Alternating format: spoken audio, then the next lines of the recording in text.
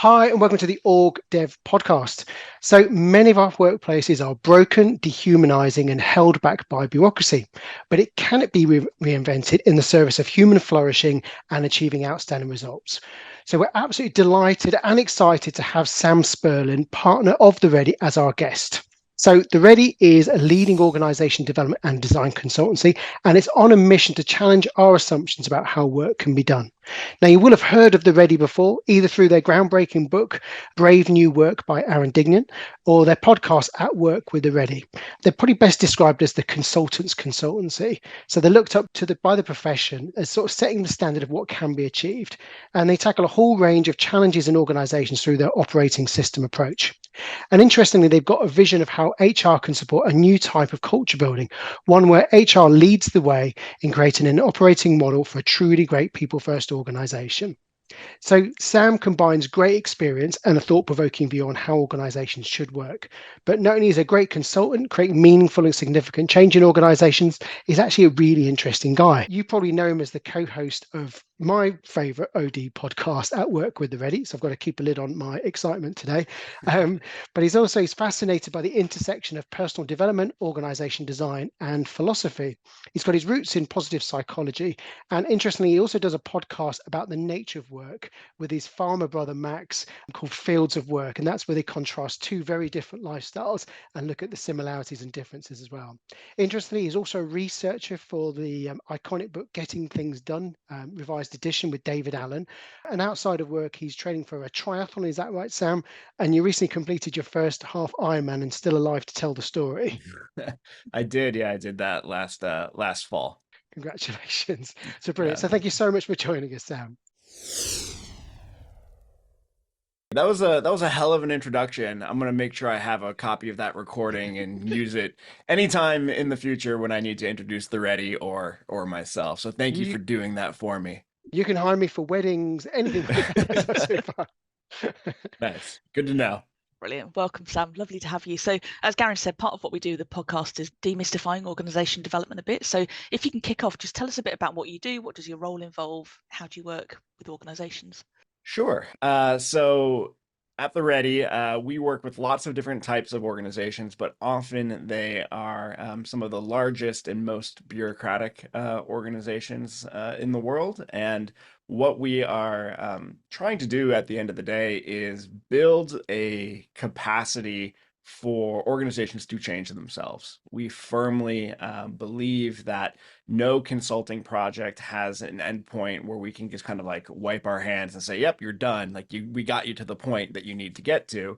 And that's not because we want to be around forever. In fact, we actually are quite anxious to wrap up a project, but it's because we believe that there is no kind of final end state to organizations being in a more effective state. It's more about their ability to consistently sense and respond to what is happening around them and be able to change themselves to better match what they need to be able to do. So that's kind of the high level of what the work looks like. Down into the weeds, we can definitely spend some time there, but it looks like team coaching, individual coaching as well with leaders, a lot of workshops, a lot of facilitation, things of that nature.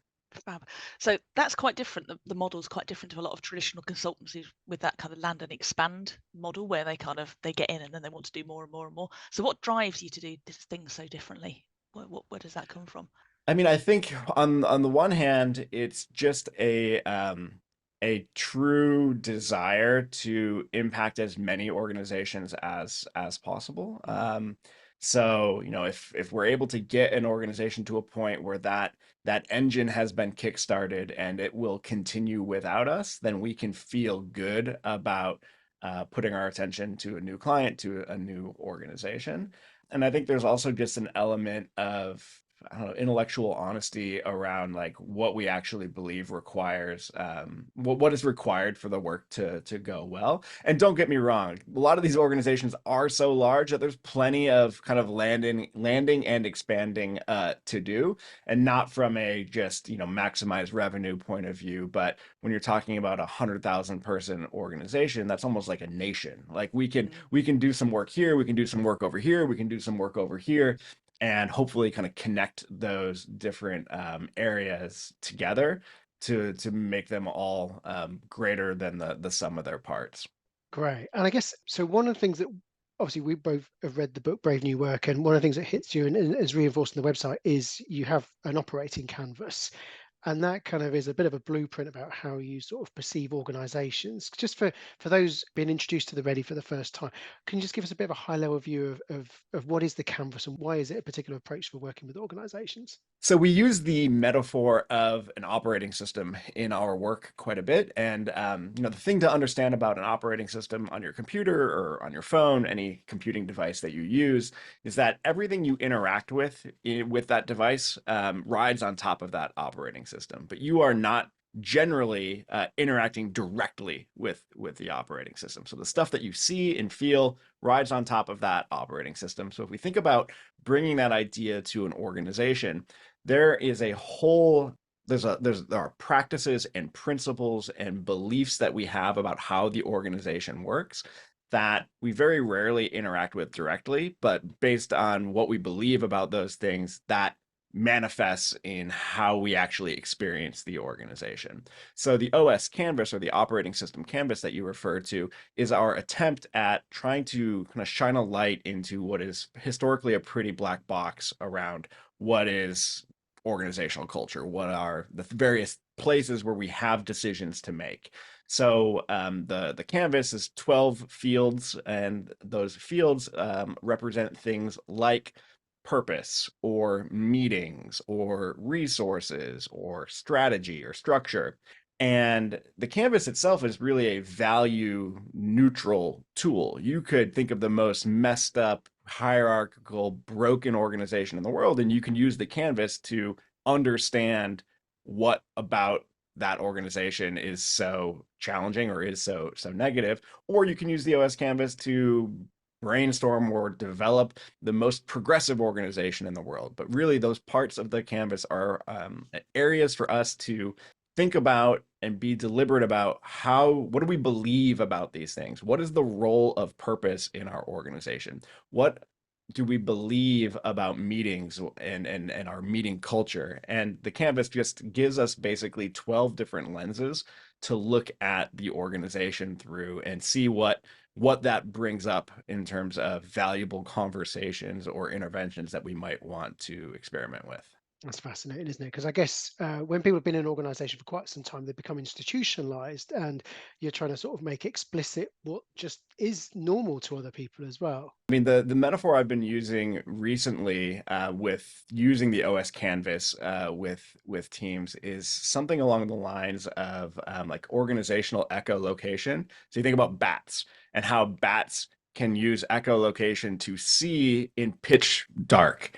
And what I think we are sometimes trying to do in our work is through the OS canvas and through just this idea of the operating system is to give people echolocation that allows them to see their organization differently for the first time, potentially. When you really have internalized this idea of an operating system in these 12 different fields of where things are happening, you start to, I think, see the tensions, the challenges in your organization with a lot more nuance and a lot more specificity, which I think then leads to a lot more potential levers to actually pull or experiment with to change things. Great. I can imagine it's provoked some incredibly important conversations in organizations that you've worked with, where it's almost sort of naming the unnameable. Absolutely. I mean, I think one of the main things in really the origin story of the Ready involves this, the organizational kind of restructuring that everybody has experienced in many large organizations. That leaders getting into a room deciding that we're going to change the org chart and that's going to fix our problems. And although structure is a part of the operating system, like it's undoubtedly very important, what we believe about our structure and how we are structured influences lots of different things.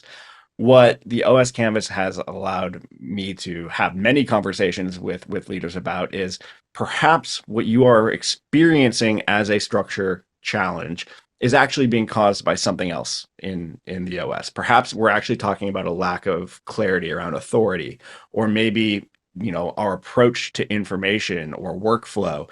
Maybe that's where the tension actually lives. Why don't we start there, because there's often interventions to be done, experiments to be done in the information field or workflow or meetings or authority that are far less disruptive than structure. So very rarely do we go to structure first. We try to play with some other levers that may actually solve what feels like a structure problem, and then only later on come to structure as a place to do some changing. You could see us nodding there. So it happens in America as well, in the UK. Okay. Oh yes. Oh yes. It's kind of reassuring, but not reassuring. Okay. Yeah. I was interested there in terms of like, where do you begin as well? Because there's 12 elements to the operating system that you talk about, and there's all of them. It's almost like a menu where all of the courses look really nice. And does choosing where to begin really matter, or does it just get started and see what emerges? It's more so getting started, but I have certainly perceived a pattern of just getting started often looks very similar across lots of organizations. So that column that includes workflow, meetings, and information is a very common place where we'll start doing some work. Primarily meetings, because they're so visible and they are so central to how people experience the organization, and everything from resources to strategy to information, like it all kind of happens in what we call meetings. And that's was true pre-pandemic, and is, I think, even more true now in a more hybrid kind of remote first work, where scheduled meetings is basically where almost all of the work happens. So if you're looking to change the dynamic of an organization, then what we should be doing is looking for where interactions are happening. And nowadays, most interactions are happening in scheduled meetings. So are we bringing the care of thought and planning and really kind of interrogating what we want these moments to be like? Most organizations haven't thought that much about it. We just like hop on a call and we have a meeting, and the leader has brought an agenda, or maybe not, and we'll figure it out from there. There's so much more nuance that is available to us if we think really carefully about what do we want meetings to be like. So we often will start there.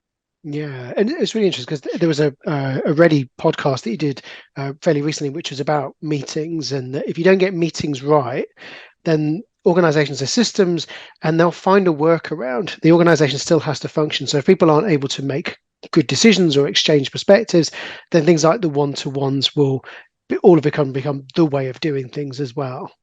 Yeah, exactly. We had this whole episode, which was we decided to talk about it based on some experiences I was having with a client where they had just very much what I would call a one-on-one culture. So everybody was having one-on-ones with everybody else all the time. And through one lens, you could say like that's a positive thing. Like we have, generally one-on-one meetings are a place to build relationships, and we get to have can potentially have relatively frank conversations with each other. But what I noticed is that this series of one-on-ones was really just a workaround, as you mentioned, for a broken operating rhythm. That conversations that really ought to be happening with the team were happening individually, and yeah, there's just all sorts of interesting challenges that were emerging from treating one-on-ones as the only way of getting work done. And I think maybe the main thing is that we then this organization was not using one-on-ones for what they're actually good for, which is the coaching and development and the relationship building stuff instead. So yeah, there's a lot there. I mean, I always talk about how it can seem trite or maybe overly simplistic to be spending so much time talking about meetings, and we always kind of have to walk a delicate line to make sure we don't just become like the good meeting facilitators within organizations. Like, yes, we are great meeting facilitators and meetings are really important, but it's always in service of the larger game, which is actually changing how the organization works. Yeah, Yeah. I think that links to a question I was going to ask you. How open are the people who commission you to do work to starting somewhere else? So if they come to you and they've kind of got a restructure in their heads, how open are they to starting maybe on meetings, and how do you navigate that? Generally pretty open to, I mean, partially that's just our contracting process. Like if someone is looking to hire a consultancy that is just going to come in and tell them how to like restructure, like that's not going to be us. So we'll kind of filter each other out, but before we get to that point, I think, you know, a lot of times leaders only they only know the reorg, and they're actually very open to the idea of perhaps we can get the results that we're looking for in a less disruptive way. They know it's often quite disruptive. They know that, you know, doing a reorg creates a ton of churn beforehand while everybody's wondering what the reorg is going to be, a ton of churn afterward while we're all trying to figure out what our new teams are, and just as we are starting to get into a new rhythm, the new rumors of the next reorg are coming down. So like it's generally not a hard case to make that let's put a pause on that. We can always come back to it. Let's try to get at the tensions in a more direct and less disruptive way first and see what happens. Fascinating. And what we always ask everyone who comes on is, what was your journey into this field? One of the commonalities is that often people, this either finds them or they sort of find it second career. What was your journey into this field? Yeah, so originally the plan was to be a high school history and economics teacher. So that's what I went to undergrad to do, and you know, graduated into a time when it was tough to find a full-time teaching job. So I was substitute teaching for about a year and a half, and during that time, I had been just writing online about personal development stuff that I found interesting. Ultimately realized what I had been writing about was this academic discipline called positive psychology, which is basically the the focus on the positive end of the kind of human experience continuum as it relates to psychology. So things like happiness, meaning, flow, things of that nature. So ultimately decided to go to grad school with a vague sense of doing something with positive psychology, not really sure what. And then once I got there, realized there was a program that was specifically about applying positive psychology to organizations. So that was the initial kind of foray into how can we make organizations a place of human flourishing, and not kind of a you know, a dour prison sentence for many folks. So that was my initial foray into this, and then through that program and into my PhD work, which I eventually withdrew from, but for a while was really deep into looking at alternative ways of organizing. So I was looking at solopreneurs and independent workers and freelancers, and through that research became aware of sociocracy and holacracy and self-management and all of the kind of case organizations, Morningstar, Bertsorg, W.L. Gore, things like that became really fascinating to me, and that was really my entree into this type of organizational consulting. Wow, that's quite a pathway, isn't it? Absolutely. Yeah, for for sure. And there's yeah, so now, you know, now I've been at the Ready for a little over, I don't know, like 8.5 years or so, something like that, since 2015, whatever that math works out to being. So your employee number, oh, sorry, partner number. Yeah, employee number one. Oh, So, you know, Aaron originally started it, invited me to join as employee number one. So have been around since the we call it the Panera days, because he and we didn't have an office. We just go to Panera and work from there in New York. it But needs yeah, a plaque now on it, doesn't it? yeah, should, right? Well, we got a little ways to go maybe before Panera will honor us as our first unofficial office. But you know, it's important to have goals. Absolutely. We'll be on that New York walking tour very soon. Yeah, of course. So, what does a typical week look like for you? Is there a typical week? Yeah, I mean, I would say not a super typical week, but let's do this in real time. Why don't I open up my calendar and I'll give you the sense Right. of what my at least this week for me is like. So generally the way the Ready does our work is that we try to have a duo of consultants who are focused on no more than 2 clients at a time. In a perfect world, what we kind of call our full-time transformations is that we actually have at least 2 consultants fully dedicated to the org, which is great when we can make that happen, because you limit the context switching and kind of the cognitive overhead of switching between clients. But that's not, I would say that's probably 20-30% of our projects. So right now I'm across a couple of different projects, and when I'm really on top of my game, I'm able to kind of keep 1 client per day. That pretty quickly gets less feasible, just because of trying to like schedule things with folks. You kind of got to take things where you can. So what I actually will do is more so like, the first half of the day, client A, second half of the day will be client B, things like that.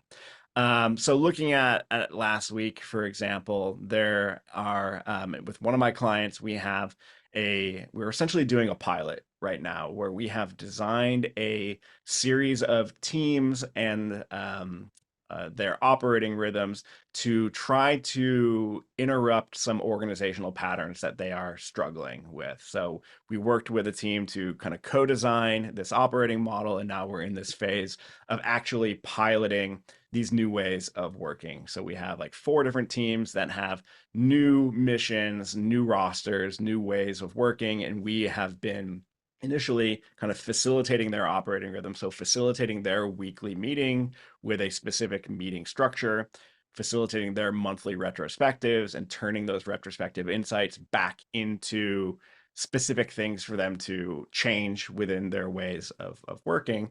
And because we are a few weeks into this, we have kind of shifted our role from actually holding the facilitation to the actual members of the client team are facilitating now with our coaching kind of behind the scenes. And they are very close to not needing our day-to-day involvement in those teams. And then we will shift our focus kind of 1 level up. So like, now that each of these teams are on a pretty healthy cadence, what does it look like for the connective tissue between these teams to be improved? What are the various venues and tools and everything else that are required to be working really well for this pilot to happen? Because it's not about these 4 teams working in silos. It's about these 4 teams really intersecting and getting after this work in a new way. So that's one kind of area of work. So that specifically to your question, last week, a handful of facilitating some meetings, a working session with kind of our core team around some stuff that we're planning on doing later in the month, some workshops. And then I have, it looks like, a couple of one-on-one coaching sessions with leaders in this work, where they are super on board with what we're trying to do, but also understanding that there is some unlearning that they have to do for this way of working to work. At a really fundamental level, we are trying to push a lot of authority and decision-making power into these teams that used to reside kind of strictly within that individual leader. And they, on the one hand, are very excited to not be the kind of the solo decision maker on a bunch of things, and also living in that discomfort of having a team potentially make different decisions than they would in the past. So there's a lot of individual stuff to kind of work through in that. So I don't know if I answered your question to the appropriate level of specificity, but like, that's kind of a typical-ish week, along with some good chunks of time just for like thinking and writing. Like, there's a lot of kind of creating material that is important to this work. So I try to, as much as possible, make sure that I'm not fully booked in meetings every day from morning to night. That was a Fantastic. brilliant answer. It gave us I think it gives a really good sense of what you get up to and how you work. So thank you. Not meaning to offend any previous guests, that's the singular best answer we've ever had to that question. Okay. Well, I mean, you mentioned, the involved with getting things done. Like, I like thinking about the very granular of what does the work actually look like? Like, what are the verbs that are attached to what we are doing here? And getting really specific about those, I think, is actually really, it's really important to be able to articulate for teams to be able to articulate for themselves, like what actually is the next action here? What is the project that we are trying to, how do we know if we're done? Those sorts of things. Danny, I had about 5 questions fall out of what Sam just shared, but you had a question, so you go next. It's fine. You mentioned siloed working, and I think I saw a LinkedIn post from you fairly, it might be today or yesterday, talking about Probably figure out what you can responsibly ignore. And Yeah. I love that idea that there's this kind of dual, being curious about what other teams and colleagues are getting up to is great, but you've got to put some boundaries around that. Do you want to say a bit more about that? That was a personal learning for me about working at the ready. So, as employee number one, early on, you are completely aware of everything that is going on. Even through the first few hires, 10, 15, it's not hard to know, especially in those early days where we were all working in an office together in New York.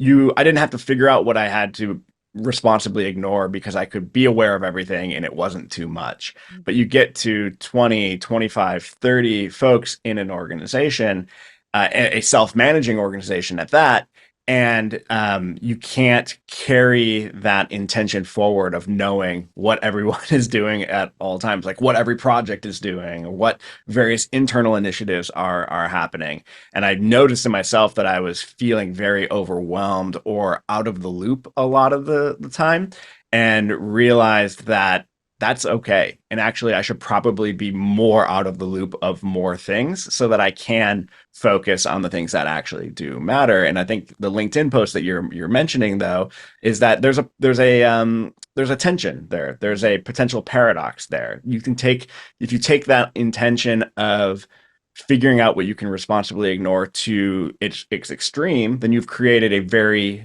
siloed working life for yourself. And if you don't think about that at all, then you've created complete overwhelm and an utter lack of focus. So much of what's going on in our organizations is identifying these polarities and then being deliberate about where you should fall in those continuums, and not just making the decision for once and then riding with that forever, but it's a continuous kind of recalibration of where you need to be on these polarities. Yeah, and you were saying something which was really interesting, which is when managers go through the process of delegating their authority and power and responsibility and tasks out, there is that really important moment where they start to do it and they're feeling very vulnerable or anxious or whatever it is. And it's up to the employees to then grasp that responsibility that's there. And sometimes it doesn't just naturally go into someone else. It just kind of can hang there for a little while, can't it? How do you stack the odds of probability that that will successfully be taken on by others? Because often you'll hear stories of managers go, well, I did, and then they didn't do it, or they didn't do it as well, so I took it back, and now I take it back more than ever. How do you sort of help build that scaffolding around those moments? Yeah, so I think it's really important to treat it like developing any other skill or capability. So, you wouldn't, if you have no history of any sort of athletic endeavor, but decide that you want to be a marathoner, you don't buy some shoes and go run 26 miles the next day. You're going to hurt yourself. You're not going to create an environment where you have really any chance of that going well. You start to make very subtle and minor shifts in how you are approaching this problem space and seeing how it goes over time. And I think, applying that to the scenario that you just shared there means that we don't just flip a switch one day and say, hey, team, you have full decision rights over this vast landscape of decisions. Good luck. Have fun with that. It is hey team, this thing that I normally have the decision right over that is relatively minor, but still a real thing, for the next couple of weeks, it's up to you all to figure this out. And then let's check in and see how that went a couple of weeks down the road. Were the decisions good? Were they not? How did it feel? Were you missing information that you needed to be able to make these decisions? And you start to, I think, get a much more textured view of what it will require for a team to step into that empowerment.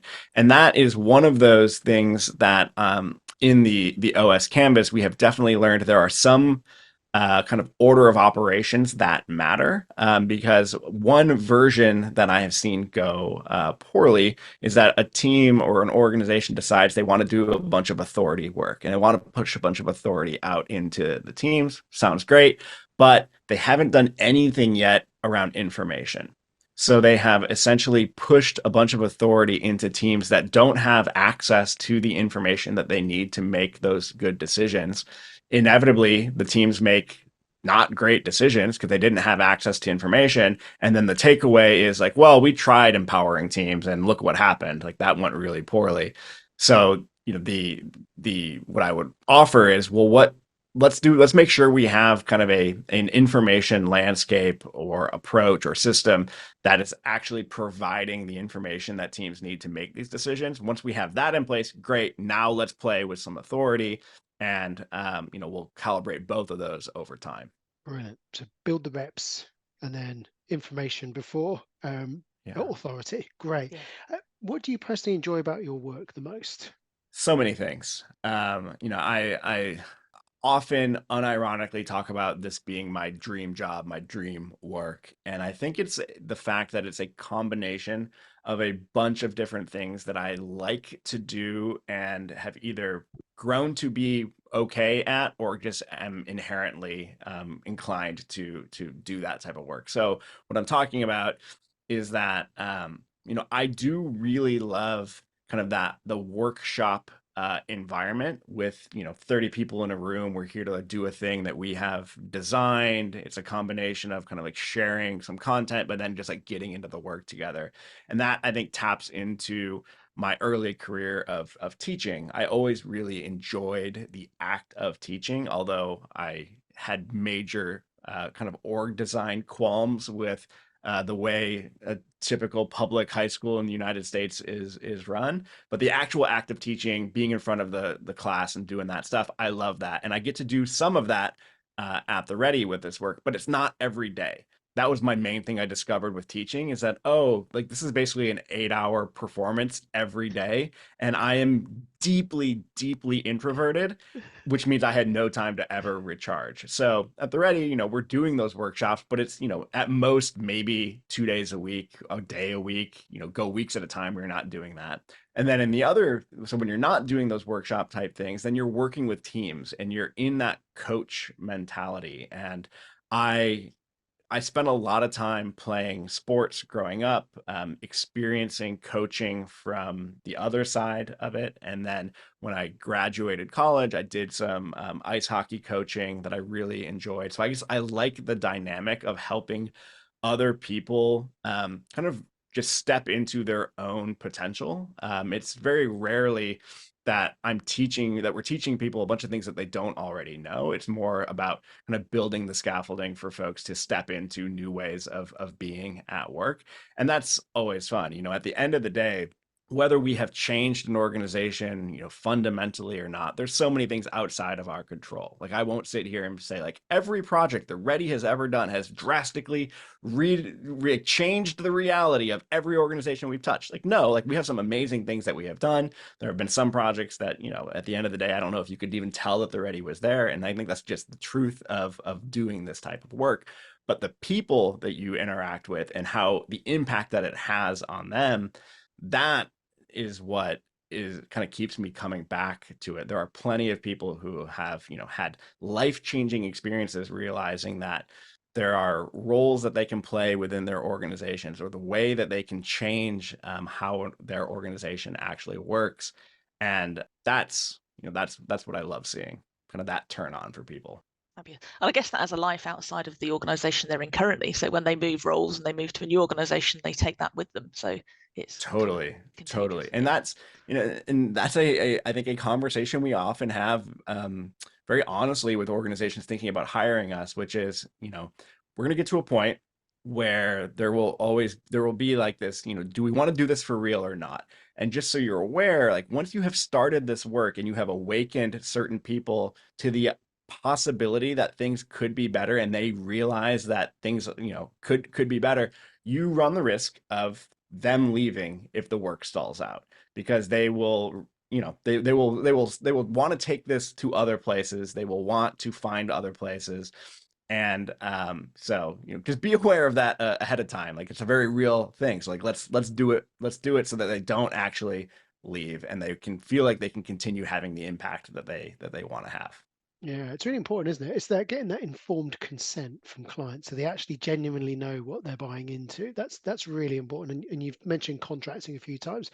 So is it sort of do you contract before you get started and then continue to contract throughout the work, do you? Totally, yeah. Contracting is an ongoing conversation. Early on, it's like literally the contract that we are signing, but then ongoing, like what is the work that we are doing together? What is the steering that needs to happen based on how things are going? What do we expect from you? What are you expecting from us? Are we, no hidden resentments about how things are going? We try to really have that open dialogue throughout the entire project to make sure we're always steering toward the outcomes that matter most to them. Like that, at the end of the day, is what we are trying to do, not perfectly hit, what we wrote into a contract 6 months earlier, but let's make sure we are always doing the most important work. Brilliant. So on the flip side, what do you find most challenging about the work you do? I mean, Because also the this work is people, not for the right? faint of heart, is it? No, totally. I mean, there are lots of difficult people in organizations, and Smart, difficult people. That's even this, harder. yeah, and this work often has a way of bringing them out of the woodwork. And on the one hand, in most large organizations, we early on in a project don't get too worried about the naysayers. Like there's so much work to be done, and very rarely are they such a bottleneck that we have to directly address that, and that is fine. And I think early in my career I way over focused on anybody who had a negative take on like what we were trying to do, like how do I convince you that this is the right thing to do. Now I just don't worry about it, and because often they come around on their own as the work actually starts to show evidence, then they have gone on their own journey to kind of see the benefit of it. And we no longer need to have like this head-to-head battle. That being said, though, there's lots. I mean, organizations are filled with assholes. Like we know this. Like many large organizations are filled with assholes, and nobody likes dealing with assholes. So there's that element of it for sure. And then I think sometimes, I do always say that our organizations, the operating systems in our organizations, they were created by people, so therefore we can also change them.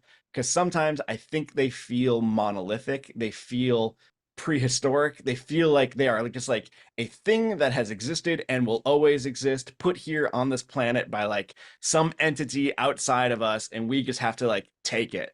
And even though I say those things about yes we can change it, sometimes it really feels like we can't, right? Like things are so convoluted, they are so bureaucratic, they are so interconnected. I think it's easy to get into a kind of cynical view about organizations and what you can actually do to change them. And that's, I think, especially true for the largest organizations in the world. And I think, I don't know if it's a coping mechanism or just approach to it has been to like narrow the focus. The teams, the department, the division that we are working in, like let's just focus as hard as we can on that, knowing that there's so much outside of that we don't have control over. And, there could be a decision made by the C-suite next week that eliminates this project that we are doing, and that I have lived that life. But that's okay. Like, let's just focus in on the people we are touching every day and make sure that the work has a sense of momentum and progress uh, in the places where we actually are. You're touching on some interesting things that what are problems and also what are patterns as well. You talked about in your most recent podcast about the big return to office. Now, this is a conversation that's been had all the time here, isn't it, down at the moment? And you sort of talked about the fact that it's really that organizations are asking the wrong question. It's not necessarily about returning to the office, it's about something else. How do you help organizations actually understand that they are asking the wrong question and it's actually something else? And this might be a proxy for something deeper that needs to be worked through. Yeah, that's a good question. I mean, I think a lot of our work is about creating time and space to have these conversations and basically to have the questions that will provoke kind of that deeper thinking about what we're actually trying to do. I think so much of how people experience their organizations is colored by an incredible sense of urgency all the time. And some of it is righteous and some of it is extremely manufactured. But the end result is that when everything feels urgent, then the the kind of most obvious answer or the most obvious problem in front of you is what we hyperfixate on, and then we take the most surface level take on whatever that thing is. So a lot of our moments that we have with clients is trying to, within this kind of constellation of urgency, create moments of calm, moments where we can take a breath and look at what else is going on, be provoked by a couple of deep questions that get you thinking a little bit differently, and start to have that conversation and be okay with the idea that we're not going to solve this in one 60-minute session, one 90-minute session. What we have done is start a conversation that we will hopefully continue over the coming days and weeks and start to build a more nuanced sense of what is actually going on here. And part of that is the introduction of things like understanding that this is a complex system and what it means for a complex system versus a complicated system. Talking about the idea of an operating system and ways to perceive what your operating system is and what it could be instead. So there is that kind of sprinkling of new metaphor, analogy, content that helps give people the language and the concepts to look at things in a little bit different way. When you walk away from a client, how do you measure success? How do you know you've come away doing a good job? Yeah, so we've developed a bunch of kind of internal what we call our insights work, which are really survey based around all sorts of things. So we have modules around, how much time are people spending in meetings? How valuable do those meetings feel? How much time are they spending kind of getting buy-in from stakeholders?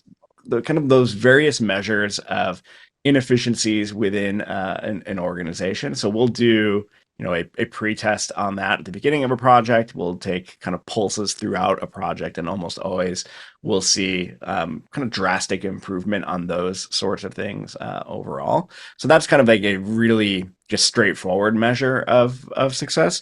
I think more important measure of success is when I talk to one of our partners a year after we've worked with them or 2 years after we've worked with them.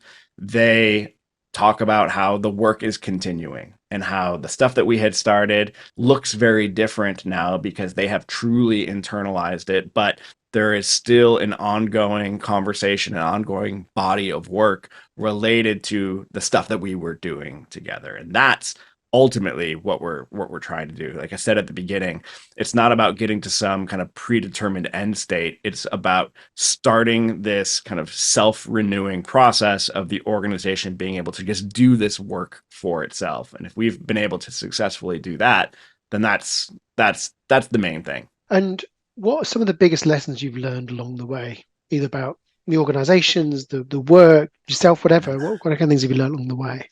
That's a really good question that I feel like I should have ready-made answers for, but so much of kind of what comes to mind, I think, has such a recency bias to it for me. It's like whatever I'm obsessing about right now is what's coming to mind. So one of the main things is that, and this has really been my own growth as a consultant, I don't need to have answers. And in fact, the more answers that I bring, it's possible that I am doing the client a pretty severe disservice. So I have really tried to lean into this idea of invitation and co-creation and being a mirror back to the organization, as probably more than I would have naturally. And at the same time, coming back to this idea of polarities, also being more judicious or more ready to bring in some tight prescriptions about what should happen. So can I hit hard with opinion or fact about my experience and how things go in an organization, and also hold that space for people to come to their own realizations? I think I have at different times in my career been too far on either end, and now I'm trying to do a little bit better job of noticing where I am on that continuum, noticing where the client needs me, and matching that a little bit better is the first thing that comes to mind. And I don't know if I have another better answer than that. We could well, they're so important, these lessons. We love what you're saying there, actually, because I guess there's part of it sort of like that's whole thing of dear self as instrument, isn't it? It's like really being aware of what's happening in the moment, and often sort of say it's like the sort of highest level of expertise is being comfortable with not knowing, and particularly when you're working with complex adaptive systems, there's so much information that presents itself in the room that if you already have a predetermined view, it shuts down options, doesn't it?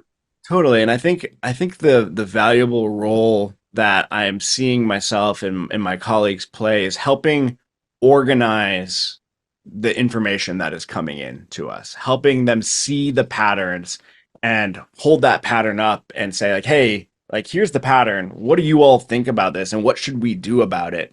By the way, here are, A, B, and C things that I have done in other situations like this that seemed to have helped. But what do you want to do with this? And I think, early on at the Ready, some of our, moments where we have had mutual firings between us and a client is when there was a mismatch in the understanding that we can't do the work for you. We, we are the trainer, but if we do the push-ups, they don't somehow magically turn into you being stronger. So the best moments, the best clients are when we have that really tight understanding of each other's role and are very happy to each be playing that role. They're doing the reps. We're there to actually help them do the reps a little bit better or introduce a new exercise. Notice that, hey, you're overdeveloping this. Let's try this other thing. That has definitely been a major learning for me. Brilliant, thank you. So we spend so much time with our clients and with organizations helping them learn and develop. How do you invest in your own learning and development? What does that look like for you at the moment? A ton of reading. I have always been a pretty voracious reader. I'm lucky to be a relatively quick reader, so I've always got at least, two or three books going at a time. And I would say years ago, 90% of those would be somewhat work related. I think in the last couple of years, I have kind of shifted my balance towards more not directly related to kind of organizational design or development. However, when you have a very expansive view of like what organizations are and how they work, you find connections to like basically everything all the time. So I do a lot of it through reading. Just being a member of the Ready, people are always sharing interesting things in Slack, sharing books that they've read or articles. So we have a pretty robust, ongoing, asynchronous conversation around the theory and concepts of our work and making sense of it together. So I feel like I do a lot of learning actually in Slack. And maybe at some point, I'm still a recovering PhD student, so the idea of like more traditional or structured learning has kind of lost its shine for me. But at some point, maybe that'll come back, and I'll explore doing something else. But And then last question, because we really want these podcasts to inspire the next generation of organization development and design practitioners, whether it's in-house or as consultants coming through. What advice would you give someone who's either considering a career or is just at the beginning of it? So I think having curiosity around the operating system is the main thing. So it's kind of going a level deeper in terms of the frustrations that you are feeling at work or seeing in an organization, the kind of surface level stuff of what's going on. Oh, Sally and Bill, they don't get along. and asking yourself, like, well, what is happening at the OS level that is creating the dynamic where Sally and Bill don't get along, or where every meeting feels exactly the same, or whatever the tension is that you're feeling. Starting to develop the ability to go a level or 2 levels or 3 levels deeper to try to understand what is happening, I think is huge for internal practitioners, for external practitioners. That's the main thing. And then I guess the other kind of more practical thing is that I do think this work requires facilitation skills, conversation skills that I think you only really develop, unless you're really lucky and you just are intrinsically good at it, you only develop through practice. So learning, putting yourself in contexts where you get to practice facilitating, practicing holding a structure for a group to have a conversation. I think that can only help you if you're interested in doing more work like this. And I think there's probably all sorts of, external trainings to explore. I have never really done one. My external training was becoming a teacher in undergrad. Like once you've gone through student teaching, you can like handle any sort of organizational environment. So I don't know that I would recommend that as the most direct approach. There's probably better ways, but it's primarily a rep-based game. Just getting those reps, being in that kind of facilitator role is really valuable. Well, thank you so much for your time, Sam. We really appreciate it. It's been a really enjoyable conversation. And there's so many things we're going to take away from it as well. I think some of the things I'm sort of taking away, besides the fact that you bring brilliant metaphors, like you don't get better from the trainer doing the push-ups. When you think about the operating system, think BAT, which I really liked. To the importance of like, don't just go straight into things. Make sure that the ground is ready for it. So things like, providing information for people before authority. Also, that many organizations are kind of gripped by urgency and the importance of actually creating calm and a space for calm and reflection before we move forward. And also for people wanting to get to the profession, have curiosity about the operating system and the importance of developing facilitation skills as well. You're as a recommendation on your LinkedIn page, it says he's wise, focused, and kind, and I think we definitely agree with that. And also add some more superlatives as well. So thank you so much, Sam. If anybody wants to reach out to you and keep that conversation going, or to really access the services of the Ready, or access your different interests, your podcasts. I love your Instagram site, which is the Year of the Mundane. Is that right? Which I loved. I did that. That's a retired project, but yes, I did that. What's the best way for people to get hold of you? The best way is just shoot me an email. I actually love receiving email. I don't hate email. It's sam@theready.com. I promise to read and likely respond to anything that lands there. Well, you responded to us, so thank you so much. That's right. Proof is in the pudding. Proof is in the podcast. Exactly. Well, thank you so much, Sam. I know that everybody who watches is going to get loads of value from it as well. So thank you for being so generous with your time, your expertise, and your insights. So thank you. Thank you very much for having me. These great questions, great conversation. Thank you.